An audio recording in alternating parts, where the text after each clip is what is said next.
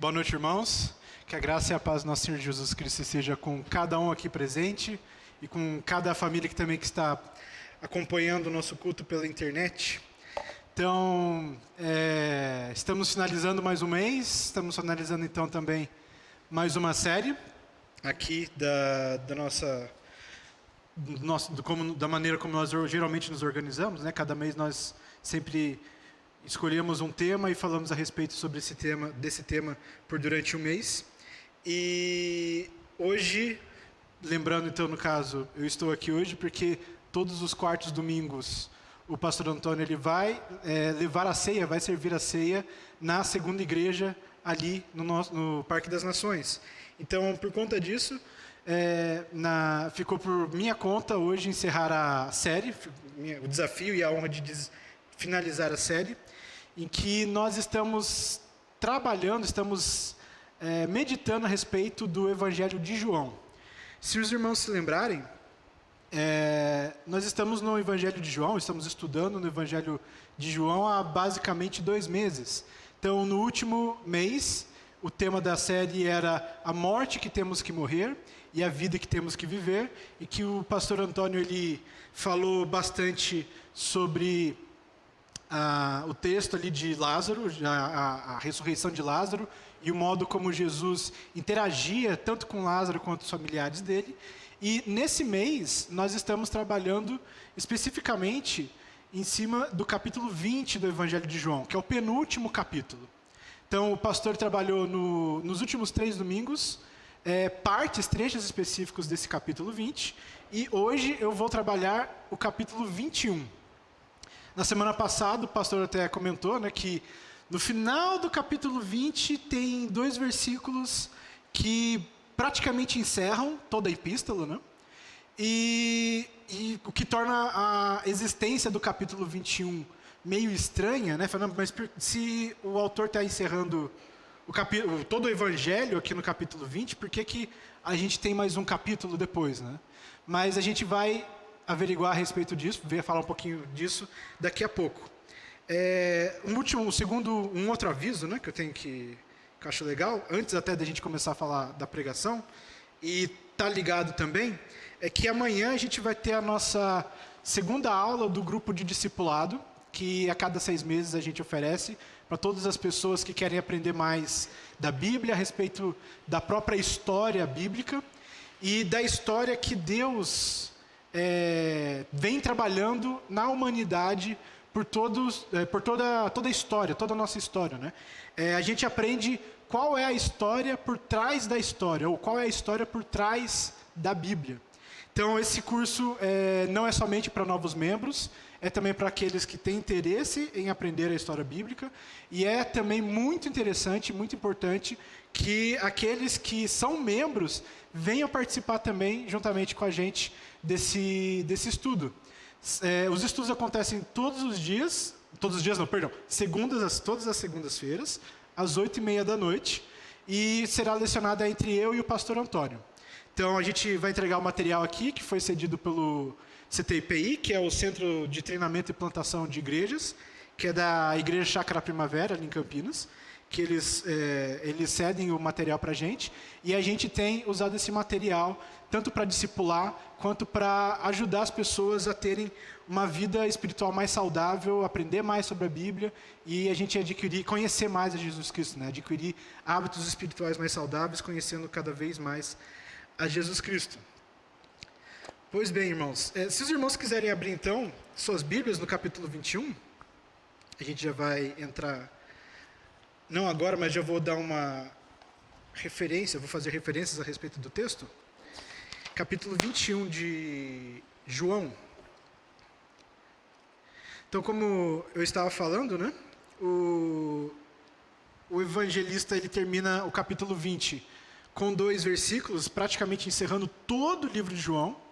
E ainda assim a gente tem o que hoje a gente pode dizer de cena pós-créditos, né? Então a gente assiste o filme inteiro, começa a passar o letreiro, né, de atores que participaram, de produção, e depois de todos esses atores principais que participaram, a gente tem uma cenazinha extra que pode nos ajudar a entender algumas coisas do que nós acabamos de assistir no filme, né?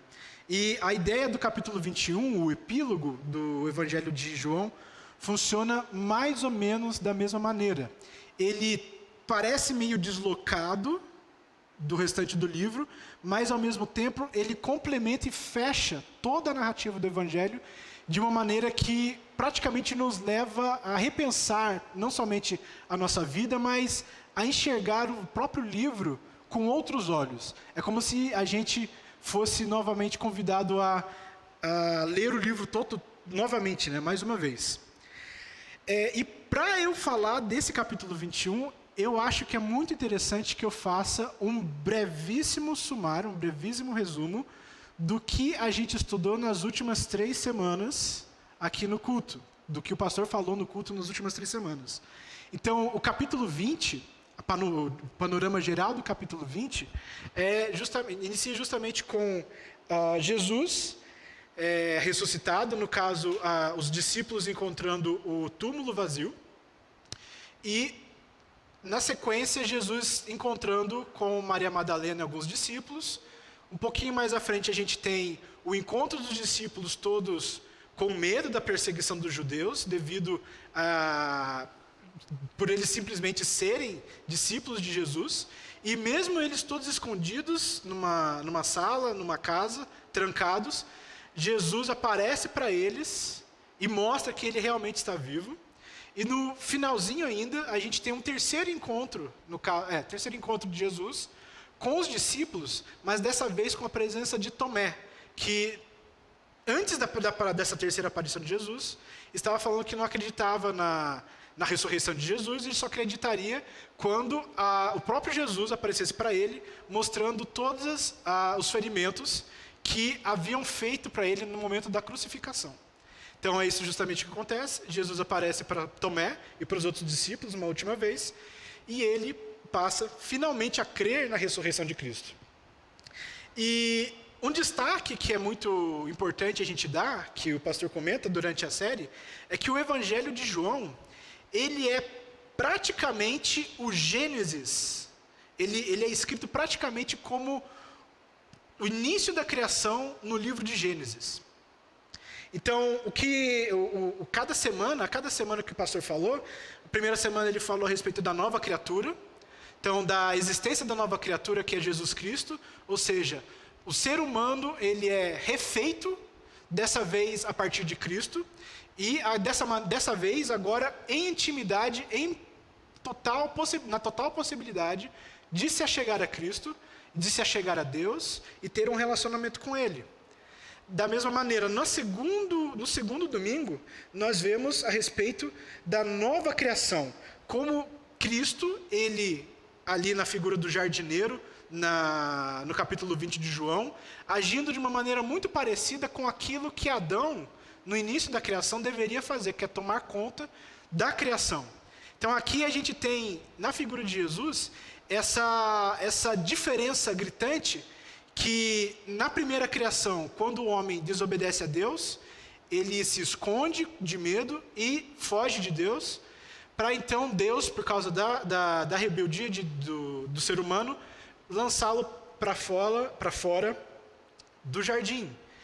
Então por isso ele fica com medo, com raiva, e aqui no capítulo 20 de João, a figura que a gente tem do ser humano, especificamente Maria Madalena, é de uma humanidade abandonada, chorando, né?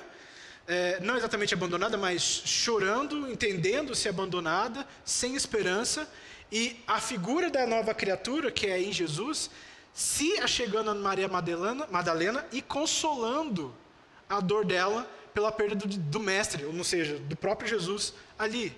Então, enquanto no começo da criação a gente tem esse momento de descolamento, de distanciamento de Deus, aqui no Novo Testamento, Jesus se coloca como aquele que vai consolar o coração do ser humano, apesar da rebeldia inicial no início dos tempos. E por fim a gente tem o terceiro texto, né, que fala, terceiro domingo, que o pastor deixou muito claro como é a nossa dinâmica, a dinâmica do ser humano perante a Deus, de alguma forma, né? De alguma forma, literalmente.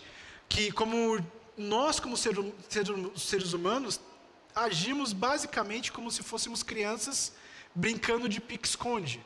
Nós fugimos de Deus, nos escondemos dele e ficamos ali até que ele nos encontre. Embora a gente se esconda achando que a nossa tarefa é não deixar que ele nos encontre, ao mesmo tempo o nosso desejo é que ele de fato nos encontre para poder dar prosseguimento à brincadeira, brincar mais vezes, ou até para poder realmente, no final das contas, como a Bíblia diz, podemos ter um relacionamento com ele. E essa figura do medo, ela é muito clara nos próprios discípulos. Por causa do medo deles de serem perseguidos, eles se escondem, fugindo da perseguição, e mesmo assim, mesmo trancados, Cristo aparece para eles e consola eles também. Dessa vez, alcançando de fato a vida dos discípulos. E é aí, nesse contexto que a gente vai, no contexto da ressurreição de Jesus, que a gente vai agora iniciar o capítulo 21. O texto que eu vou ler está a partir do versículo 15.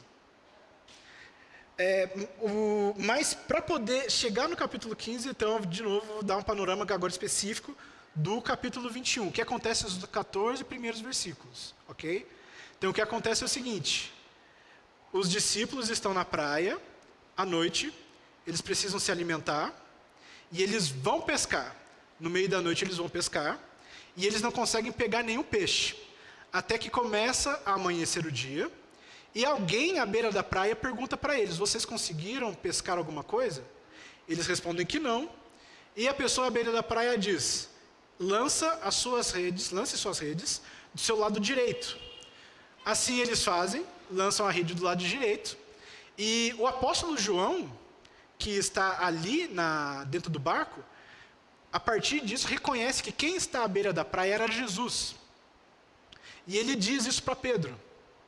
Pedro, por algum motivo estranho, ele pula do barco, ele pula na água. E depois de terem pego os peixes, ele continua na água, enquanto o barco volta para a beira do mar, beira do lago, até que eles embarcam lá e Pedro sai e aparece novamente para poder saudar a Jesus. Então é como se Pedro estivesse fugindo ali. Então, com todos aqueles peixes que eles pegaram, eles começaram a assar os peixes e a comer os peixes. E é aqui que começa o versículo 15, que faremos a leitura agora então.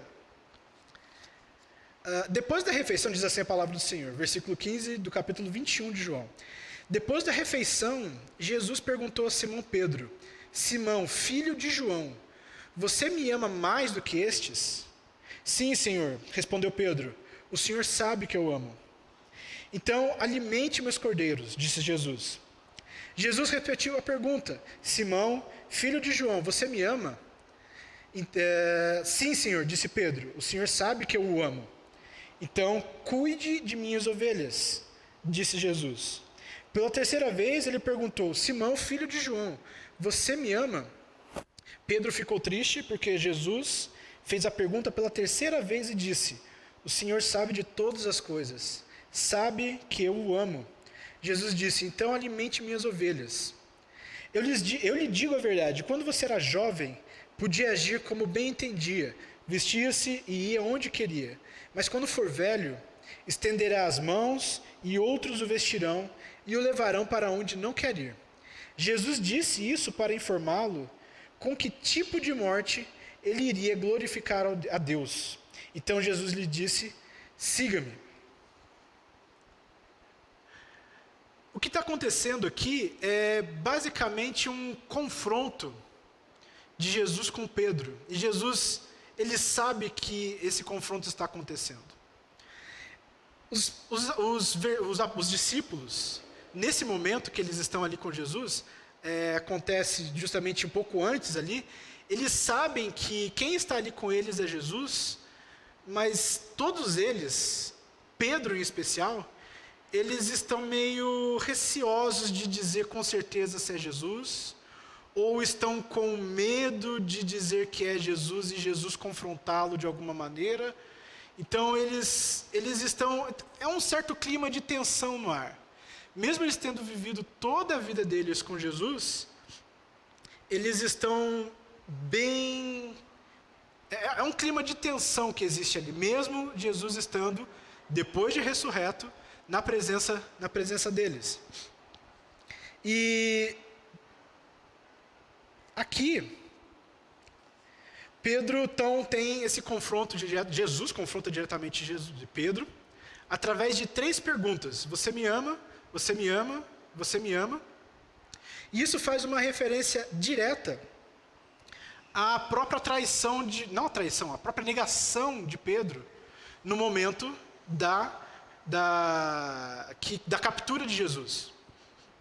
Quando Jesus é capturado, após a traição, Jesus é levado aos fariseus e depois, mais tarde, para os líderes de governo ali. E justamente no momento do julgamento de Jesus pelos fariseus, Pedro nega a Jesus 3 vezes. Isso já havia sido dito que aconteceria pelo próprio Jesus. No momento da ceia, Jesus já havia dito a Pedro: Pedro, você, antes de dizer que você irá morrer por mim, porque eu estou dizendo que vou para um lugar onde vocês não podem ir, eu vou morrer, e você dizer, não, eu vou até o final com o Senhor, antes de dizer isso, você tenha consciência de que você vai me negar 3 vezes antes do cantar do galo. É muito interessante que, no fim das contas, o que acontece é quase que uma questão de redenção. Jesus está redimindo Pedro de alguma forma, ao mesmo tempo que mostra para ele a condição que ele se encontra naquele momento, ou se encontrava até aquele momento. Então, antes, Pedro, que era sempre muito valente, que era o líder, que sempre se colocava à frente dos demais discípulos, como numa posição de liderança, sempre se valendo da própria força, da própria autoridade, talvez, sempre do próprio ímpeto, do próprio desejo de fazer com que as coisas aconteçam da maneira mais rápida ou correta possível, ele não se deu conta que ele estava confiando somente em si mesmo.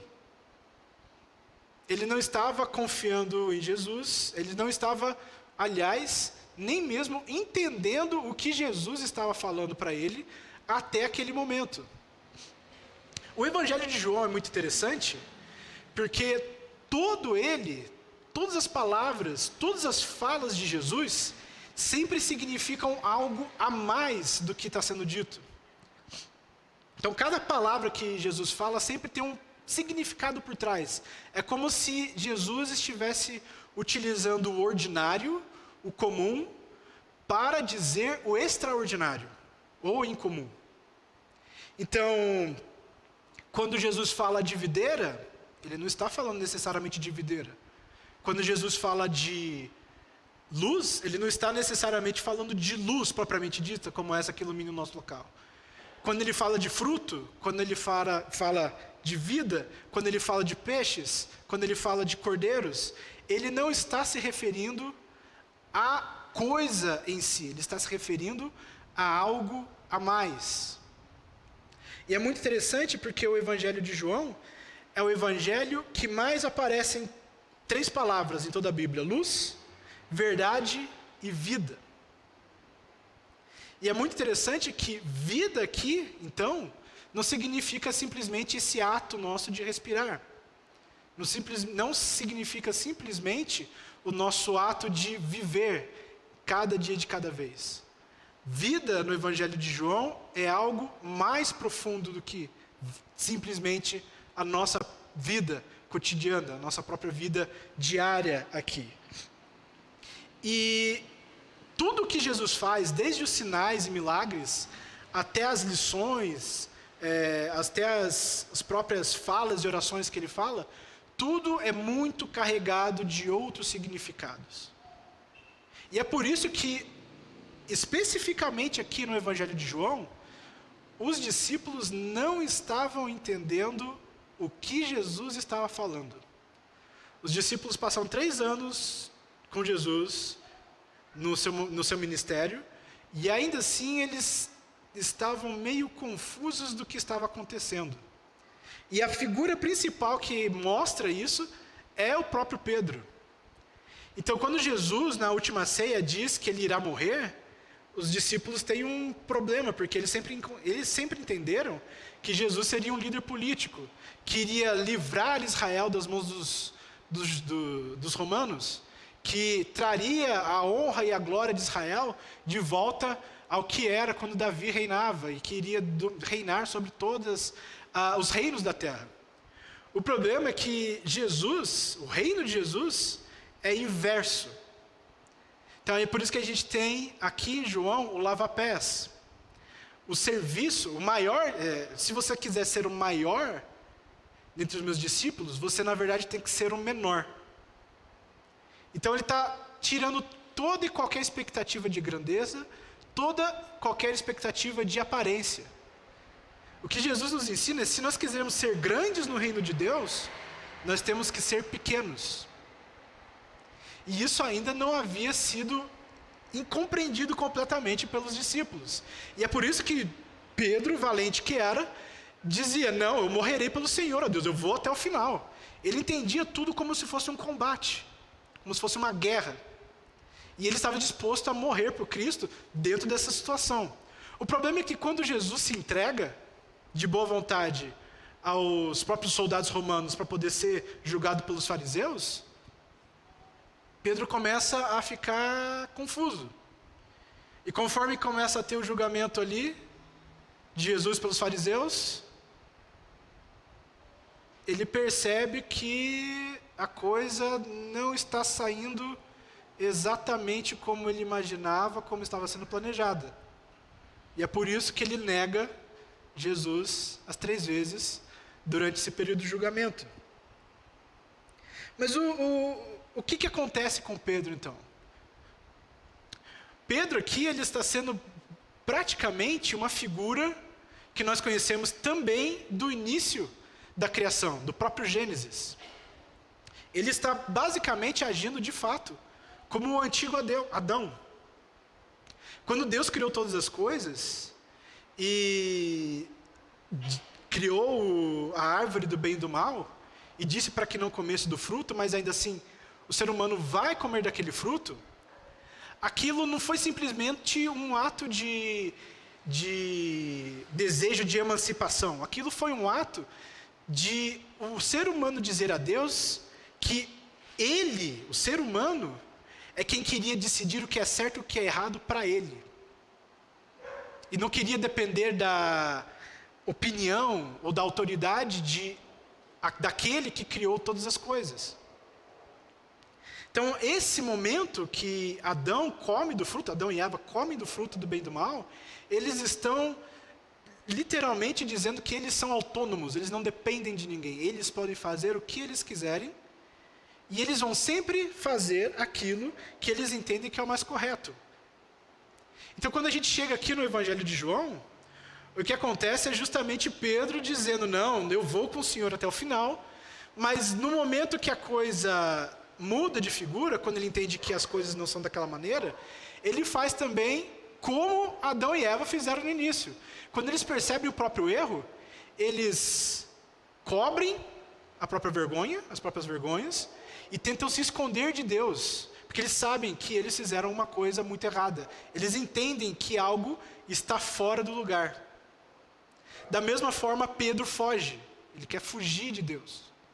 Ele quer fugir da presença de Jesus. E é justamente o que acontece no começo do capítulo aqui 21. Ele avista Jesus na praia, percebe, quando João fala para ele que é Jesus que está na praia, ele pula direto na água para que não seja visto.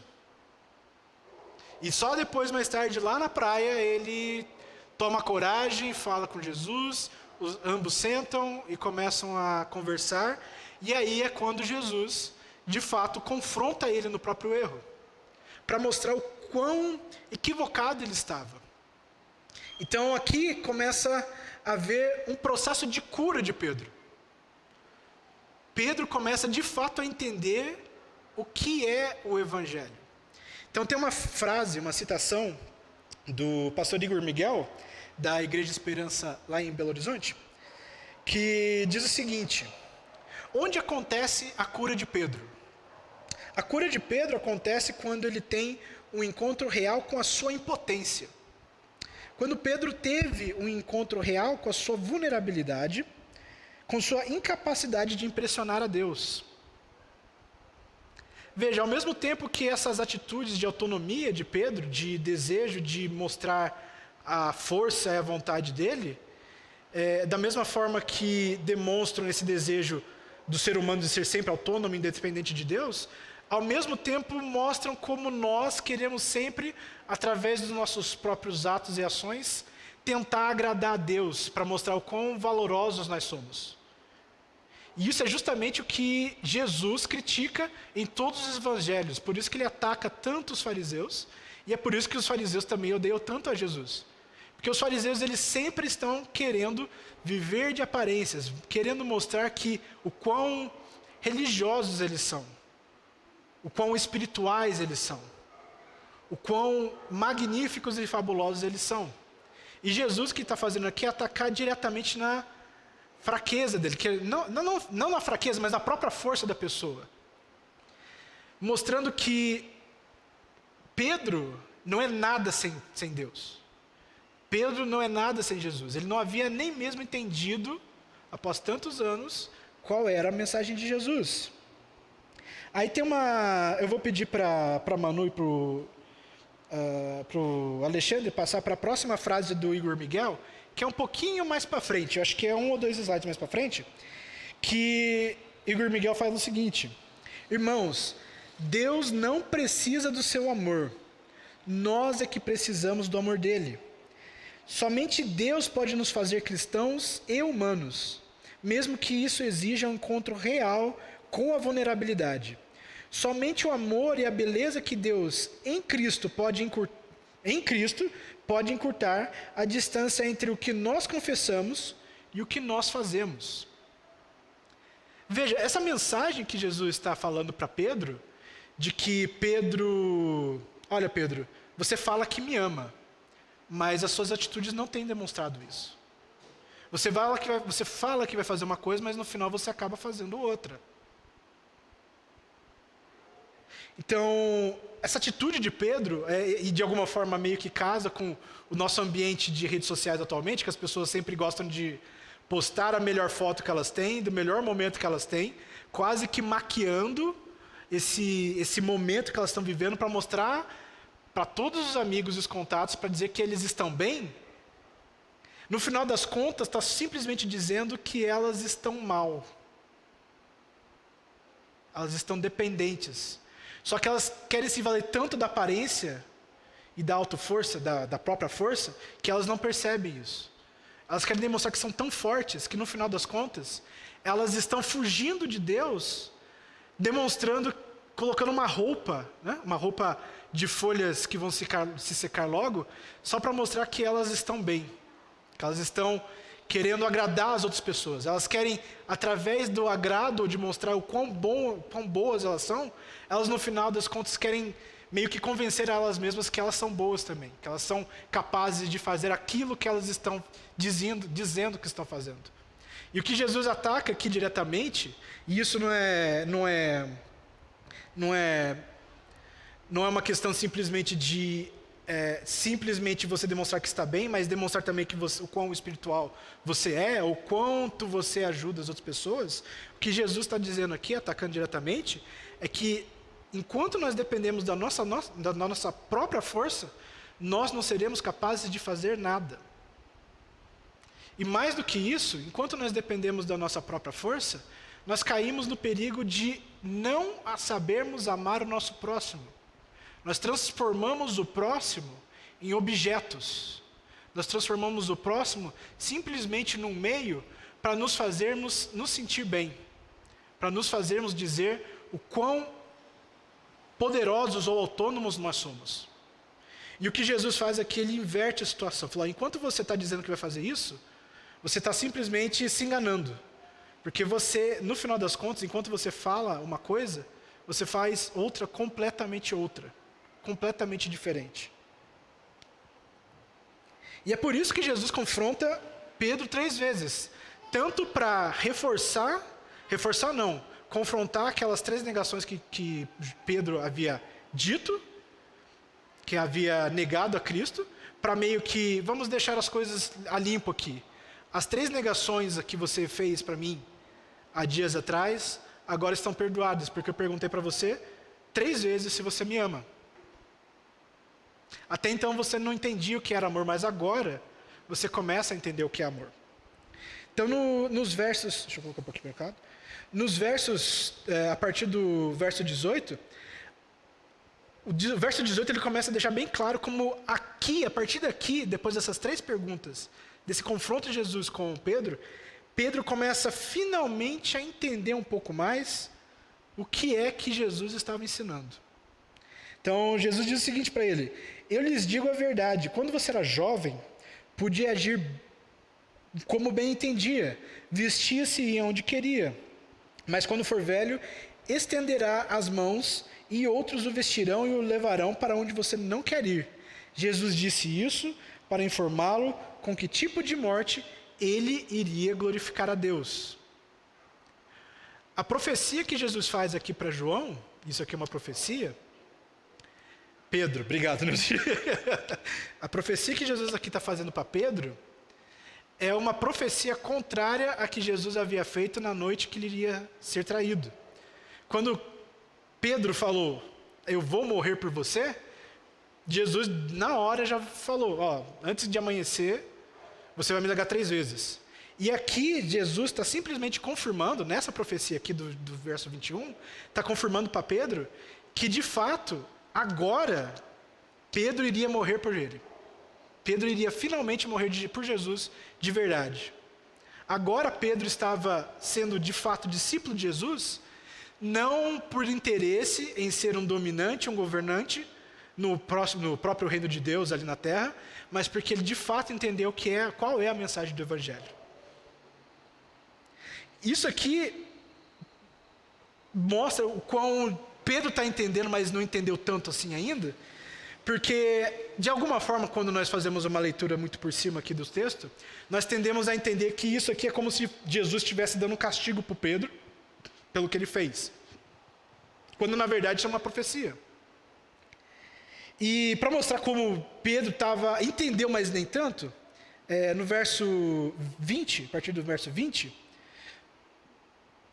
Pedro já faz o seguinte: Pedro se virou e viu atrás dele o discípulo a quem Jesus amava, que é João, aquele que havia se reclinado perto de Jesus durante a ceia e perguntado, Senhor, quem o trairá? Pedro perguntou a Jesus, Senhor, e quanto a ele? Jesus respondeu, se eu quiser que ele permaneça vivo até eu voltar, o que lhe importa? Quanto a você, siga-me.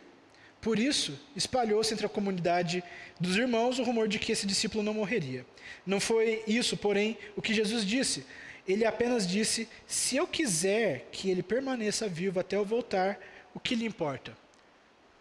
O que Jesus está dizendo aqui é, Pedro, você agora está começando a entender a mensagem que eu estou dizendo para vocês todos esses anos.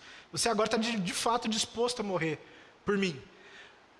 Ele meio que entende isso então, mas no momento seguinte, por entender que isso aqui é como se fosse um castigo, ele já pergunta para Jesus, Jesus, e tal pessoa?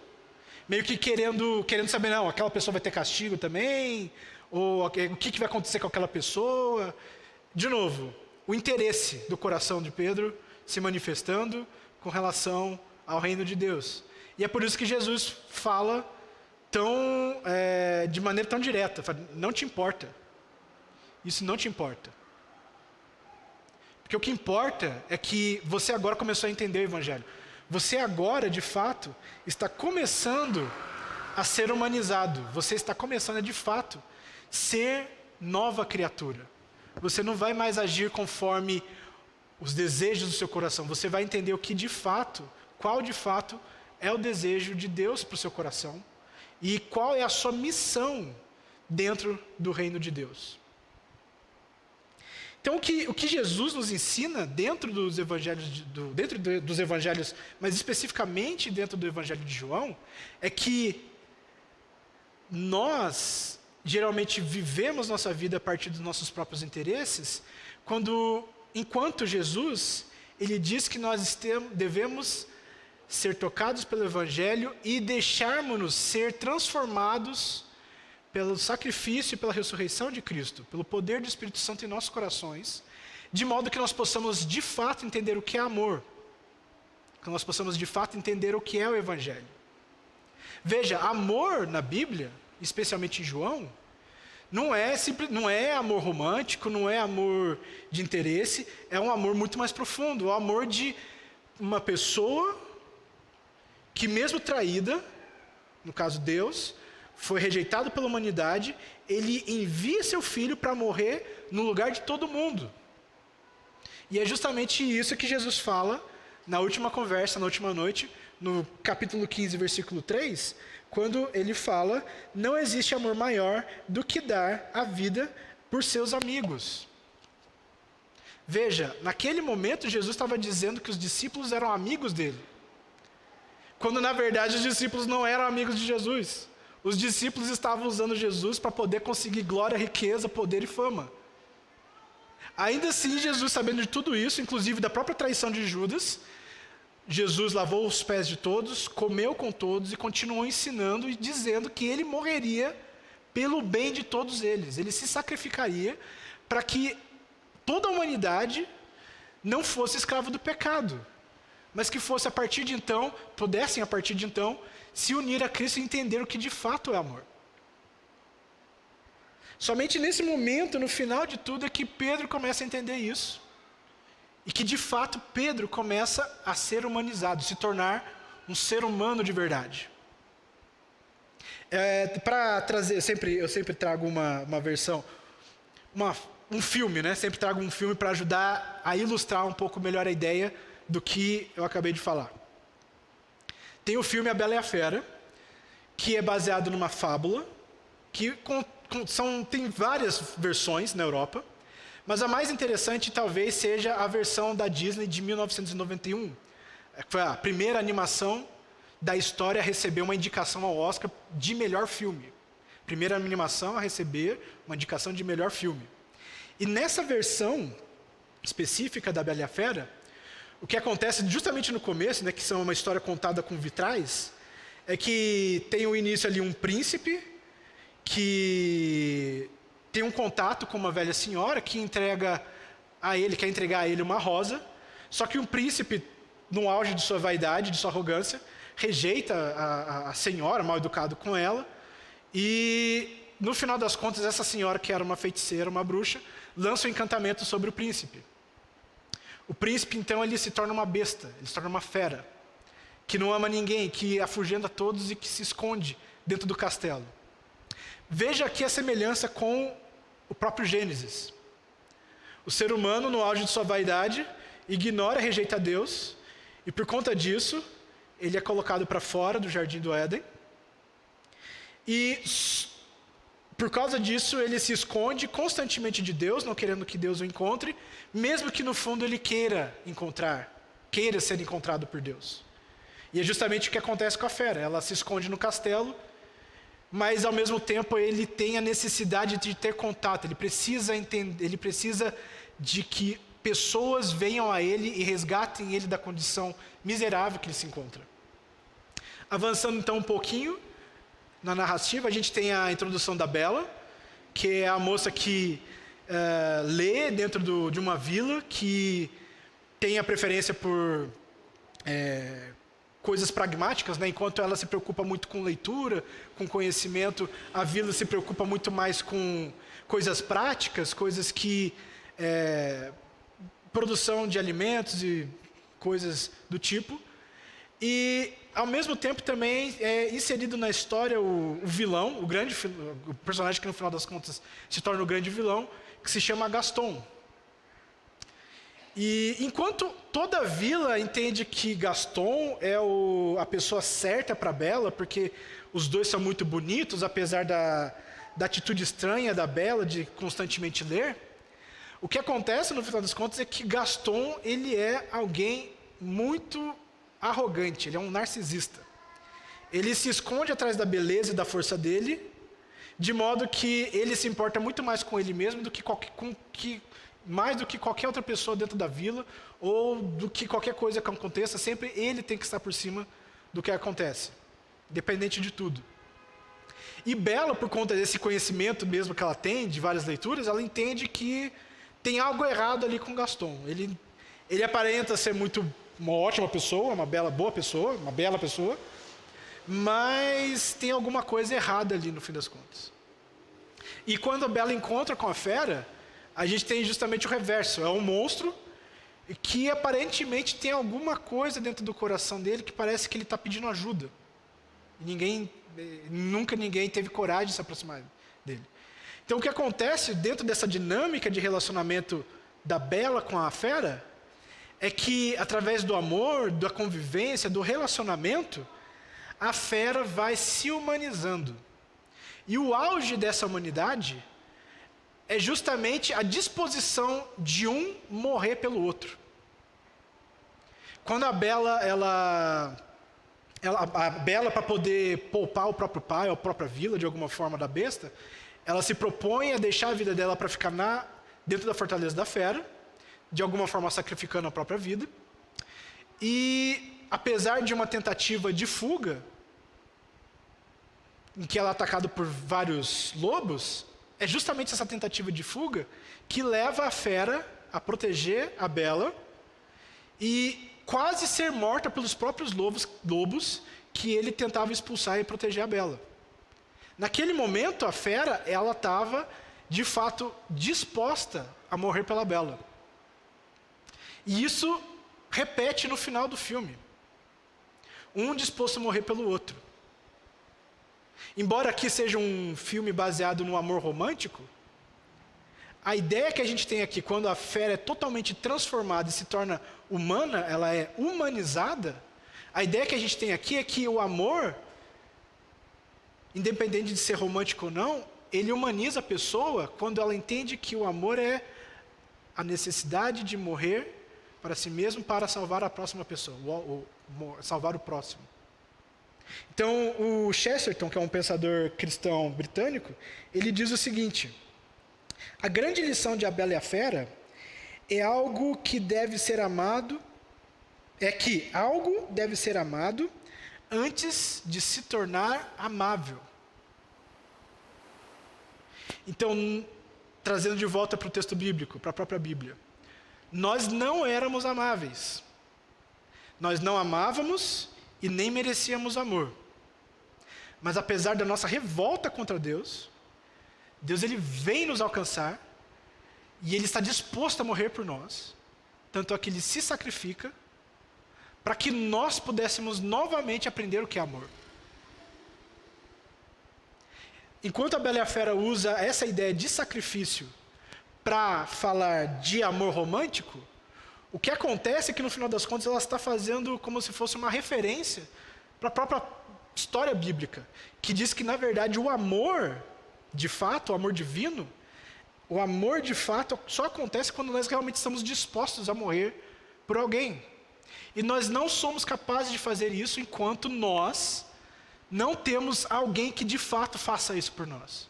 E quem fez isso de fato por nós foi Jesus Cristo. Jesus morreu por nós, e é por isso que nós sabemos amar hoje. Nós sabemos amar porque Ele morreu por nós.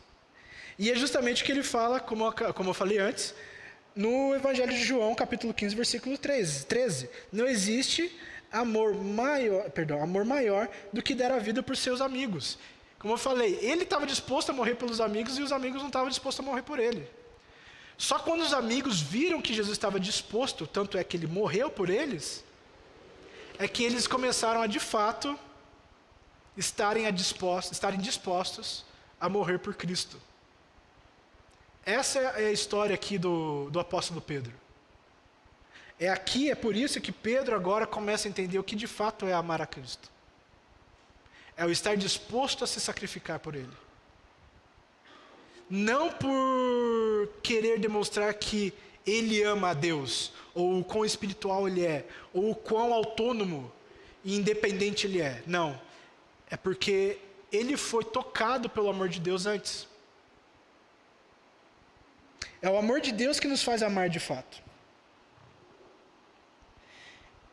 E é por isso, irmãos, que, de maneira interessante também, no final da conversa de Pedro, e aliás, Jesus fala isso 2 vezes, ali na parte final do versículo 19, Jesus disse o seguinte para Pedro: siga-me.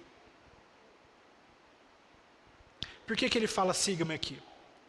É porque no começo do livro de João, no capítulo 1, quando Jesus está reunindo alguns discípulos, os primeiros discípulos, eles sempre buscando por alguma coisa, perguntavam alguma coisa a Jesus. Jesus, onde dormes? Queremos ter contigo um relacionamento contigo. Queremos conviver contigo, queremos aprender contigo. E Jesus sempre dizia aos discípulos: siga-me. O convite que Jesus sempre faz no Evangelho de João é: venha comigo, venha ter um relacionamento comigo, conviva comigo. E de maneira muito interessante, o Evangelho, ele segue Jesus por toda essa história, até sua morte e ressurreição. E mesmo seguindo Jesus, a gente não entende a coisa completamente. É somente aqui no final que a gente começa a entender, juntamente com os apóstolos, quem de fato Jesus é.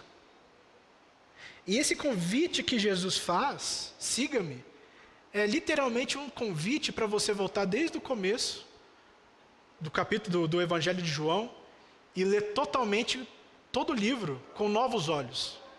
Agora que você entendeu alguma coisa do que é o Evangelho, agora que você entendeu o que é o amor, volte ao início do livro, volte ao início do Evangelho e leia novamente e entenda com maior profundidade o que eu venho dizendo para vocês todos esses anos.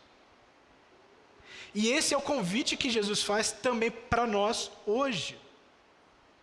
E é um desafio que nós temos que fazer, que temos que cumprir. Nós temos que entender que seguir a Jesus simplesmente dizendo que nós somos cristãos, ou conhecendo Ele de alguma forma, seja superficial, um pouco mais profunda, não garante que nós de fato tenhamos entendido o Evangelho.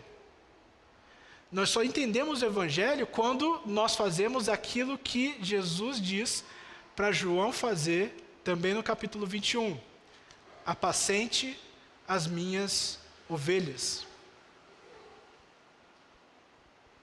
Quando Jesus diz, quem está ligado à videira verdadeira dá frutos, frutos não são simplesmente frutos de boas obras. Frutos são discípulos. E isso também está em João. E agora o fruto, nessa figura que Jesus usa, é o próprio cordeiro, a própria ovelha. O que Jesus está dizendo para a gente é que o ser discípulo de Cristo envolve relacionamento, não somente com Cristo, mas uns com os outros.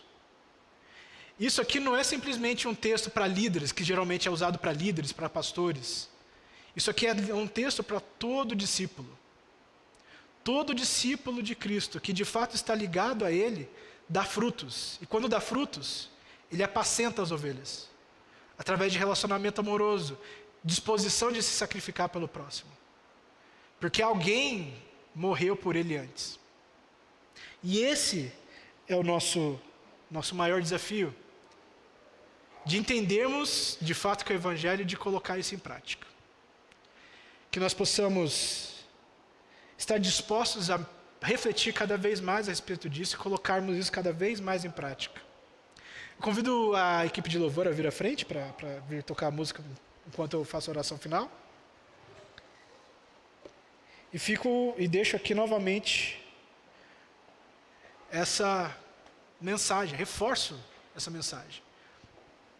Os cristãos, cristianismo verdadeiro, ele não é um cristianismo que simplesmente tem o entendimento das coisas, não é um cristianismo que simplesmente diz ou quer demonstrar o quão espiritual é, como faziam os fariseus antigamente. O cristianismo, o Evangelho, ele de fato nos ensina o que é amor. E é somente entendendo o que é amor, através do relacionamento com Deus e com outras pessoas, é que de fato vivemos como discípulos de Cristo. Que nós possamos sempre ter isso em nossas mentes e nossos corações e colocar isso em prática. Não porque somos espirituais, não porque isso é o que tem que ser feito, mas porque Deus fez isso por nós primeiro. Deus nos tocou primeiro. E essa é a nossa missão. É o que nos dá, é o que dá sentido às nossas vidas. Vamos orar então, irmãos. Senhor nosso Deus, nosso Pai, novamente colocamos, Senhor, em Tua presença, agradecendo, Senhor, pela reflexão, ó Deus, pelo sacrifício de Cristo, ó Deus, em nossas vidas. Só através desse sacrifício, Senhor, e da ressurreição, é que podemos, Senhor, de fato entender o que é amor, podemos entender de fato que o Senhor se preocupa conosco, ó Deus. Mesmo quando nos afastamos de Ti, o Senhor sempre nos busca, sempre nos traz para mais perto de Ti. Que nós, Senhor, como Teu povo, possamos nos achegar a Ti, de modo a parecermos mais contigo, ó Deus, para aprendermos contigo, para amarmos o Senhor como devemos, ó Deus. Que o Senhor, através do Espírito Santo, em nossos corações, mude nossas atitudes, mude nossos hábitos, mude nossos relacionamentos, Senhor. Que o Senhor seja o centro das nossas vidas e que nossas vidas mudem completamente a partir da centralidade do Senhor em nossos corações, ó Deus. Esteja conosco, Senhor, durante essa semana. Em nome de Jesus, que eu agradeço. Amém. Recebam a bênção, irmãos. Que a graça do Deus Pai, o amor do Deus Filho e as doces consolações do Deus Espírito Santo esteja com cada um presente aqui nessa igreja, nesta noite, com cada família que nos acompanha pela internet, ó Deus. E com todo o povo de Deus espalhado pela face da terra, desde agora e para todo sempre. Amém. Deus abençoe, irmãos. Uma boa semana na presença de Jesus.